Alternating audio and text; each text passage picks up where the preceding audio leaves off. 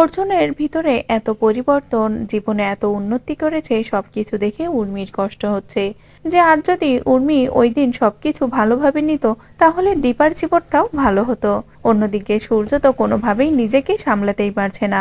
সূর্য কান্নায় ভেঙে পড়েছে, নিজেকেই শেষ করে দিতে চাচ্ছে। এদিকে লাবণ্য সূর্যকে সামলায় আর বলে, আমি নিজে দীপার কাছে যাব, ওর কাছে ক্ষমা চাইবো, সবকিছু আবারও আমি নিজেই ঠিক করে নেব।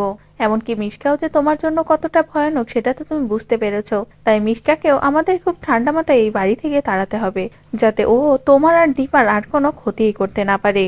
ঠিক তখনই মিশকাও মনে মনে বলে, না, এবার আমার আবারও নতুন করে কিছু করতে হবে। আর আমার হাতে এখন অস্ত্র তো শুধুমাত্র একটাই, সেটা হলো এই ছেলে। এই ছেলেকে দিয়েই আমার সবটা করতে হবে বলেই নিজের ছেলেকে মিশকা আবারও ইচ্ছে করে অসুস্থ করে ফেলে, যার কারণে তো মিশকা আবারও নিজের ছেলেকে নিয়ে হসপিটালে যায়। এদিকে অর্জুনও দেশে থাকার কারণে মিশকার ছেলের ট্রিটমেন্ট করার জন্য অর্জুন নিজে যায়। সেখানে গিয়ে মিশকা এবং তার ছেলেকে দেখে অর্জুন যখনই কোনো পরামর্শ দিতে যাবে ঠিক সেই মুহূর্তে উর্মি হসপিটালে যায় অর্জুনের সাথে দেখা করার জন্য। আর উর্মি হসপিটালে গিয়ে এভাবে মিশকা এবং তার ছেলেকে দেখে ভীষণ রেগে যায় আর বলে, তুমি এখানেও পৌঁছে গেছো, এবার কি আবারও নতুন কোনো ষড়যন্ত্র করবে? আমার দিদির জীবন নষ্ট করে তোমার এখনো স্বাদ মেটেনি, তাই না? যে কথা শুনে তো অর্জুন পুরো অবাক হয়ে যায়।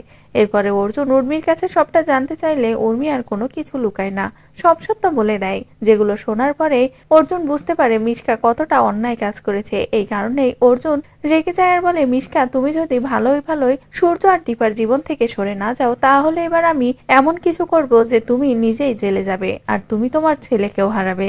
যে কথা শুনে তো মিশকা ভয় পেয়ে যায়। মিশকা কি করবে ভেবেই পায় না। তো বন্ধুরা, এবার যদি সত্যিই মিশকাকে এভাবে উচিত শিক্ষা দেয় অর্জুন এবং অর্জুনের ভয়ে মিশকা নিজেই পালায়, তাহলে সেটা দেখতে তোমাদের ঠিক কেমন লাগবে কমেন্ট করে জানাও। পরবর্তী আপডেট পেতে চ্যানেলটি সাবস্ক্রাইব করো।